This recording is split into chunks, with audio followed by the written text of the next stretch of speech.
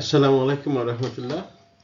ICBCA Certificate Leveler Information Technology Chapter 3 Lecture 3.5 আমার serial এপিসোডের lecture 3.5 এখানে আমরা হিস্টরি অফ কম্পিউটারস নিয়ে ডিসকাস করতেছি।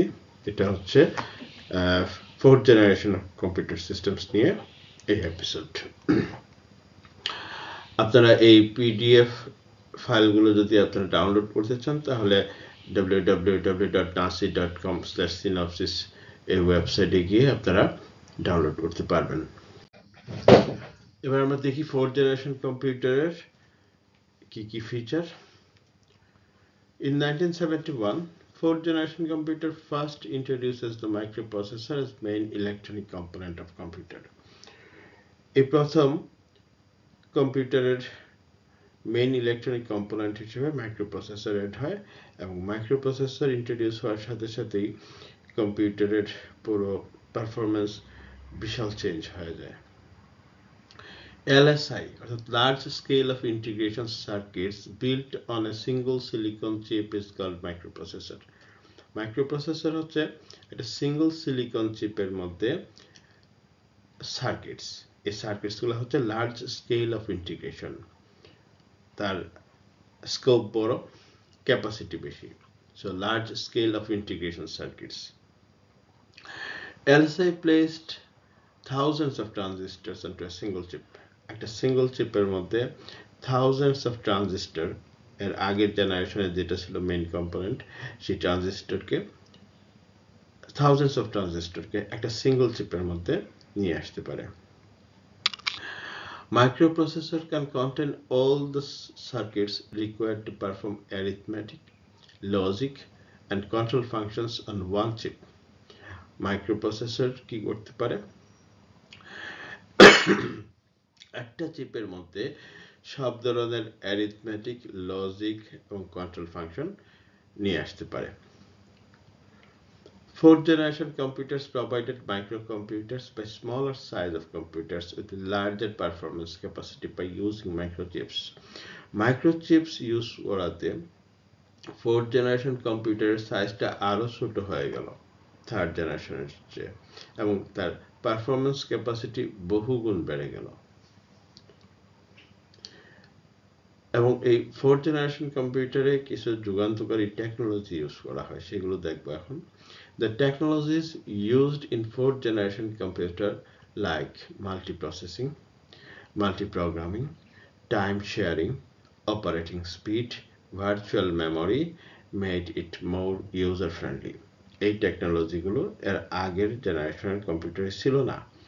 এই ফোর্থ জেনারেশনে সে এগুলো ইন্ট্রোডিউস করে এই টেকনোলজিগুলো। মাল্টি প্রসেসিং, একই সাথে অনেকগুলো প্রসেস করতে পারে, multi programming, at a time multi program চলতে পারে, টাইম শেয়ারিং, অপারেটিং স্পিড এবং ভার্চুয়াল মেমোরি, এই টেকনোলজিগুলো কি করে এটাকে অনেক বেশি ইউজার ফ্রেন্ডলি করে তোলে। This generation brought the concept of personal computer and computer network. আমরা এখন যে পার্সোনাল কম্পিউটার পিসি বলি, পার্সোনাল কম্পিউটার ইউজ করি, এটা এই জেনারেশন থেকেই শুরু হয়।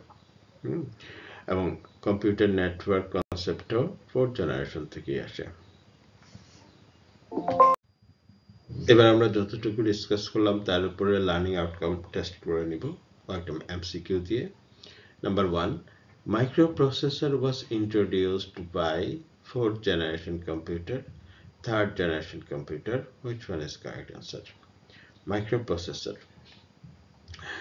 Microprocessor কোন জেনারেশনের প্রথম আসে? ফোর্থ জেনারেশন কম্পিউটারে। থার্ড জেনারেশনে মাইক্রোপ্রসেসর ছিল না, ট্রানজিস্টর ছিল। Next, LSI, large scale of integration circuits built on a single chip, is called transistor, is called microprocessor. The LSI circuit গুলোকে একটা সিঙ্গল সিলিকন চিপে যখন সেট করা হয় তখন তাকে কি বলা হয়? বলতেছে ট্রানজিস্টর বলা হয় নাকি মাইক্রোপ্রসেসর বলা হয়? Correct answer is microprocessor. এবং এই মাইক্রোপ্রসেসরের মধ্যে থাউজেন্ডস অফ ট্রানজিস্টর থাকবে। Multiprocessing, multiprogramming, time sharing, operating speed, virtual memory technologies were first used in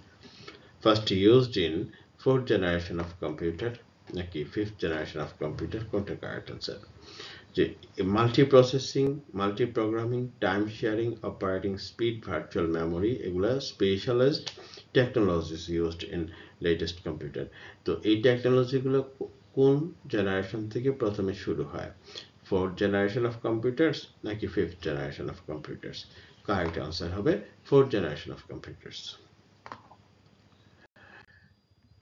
next আরো একটা এমসিকিউ PC অর্থাৎ personal computer and computer network concepts are brought by third generation computer or fourth generation computer which one is correct answer আমরা এখন যে কম্পিউটারগুলো personally use করি personal computer তারপর computer network ওগুলো প্রথমে ইন্ট্রোডিউসড হয় ফোর্থ জেনারেশন কম্পিউটার থেকে third generation কম্পিউটারে ছিল না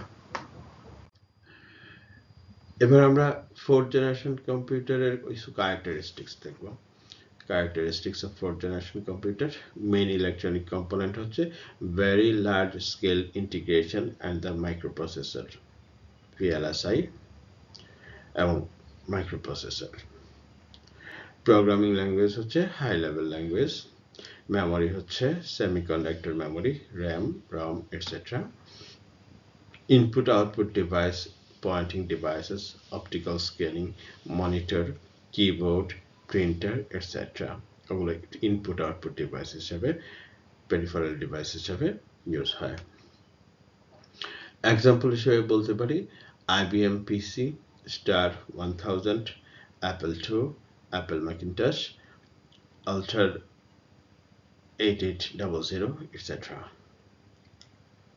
এবার আমরা এই ফিচারের উপরে আবার আমাদের লার্নিং আউটকাম টেস্ট করে নেব Number 1. Semiconductor memory, RAM, ROM, etc. was used by third generation computer or fourth generation computer. Which one is correct? Semiconductor memory, RAM and ROM. কোন জেনারেশন থেকে শুরু হয় কোন জেনারেশনে ইউজ করা হয় থার্ড জেনারেশন কম্পিউটার নাকি ফোর্থ জেনারেশন কম্পিউটার আনসার হচ্ছে fourth generation computer third generation কম্পিউটারে মেমোরিতে RAM ROM ছিল না Language used in fourth generation computer is machine language, high level language. Which one is correct answer? Fourth generation computer language ছিল high level language. এই ছিল আমাদের এই fourth generation computer নিয়ে episode এবং এখানে অনেকগুলা এমসিকিউ আমরা নিয়ে আসলাম যা আপনাদের পরীক্ষায় হেল্প করতে পারে নেক্সট এপিসোডে দেখা হবে ইনশাআল্লাহ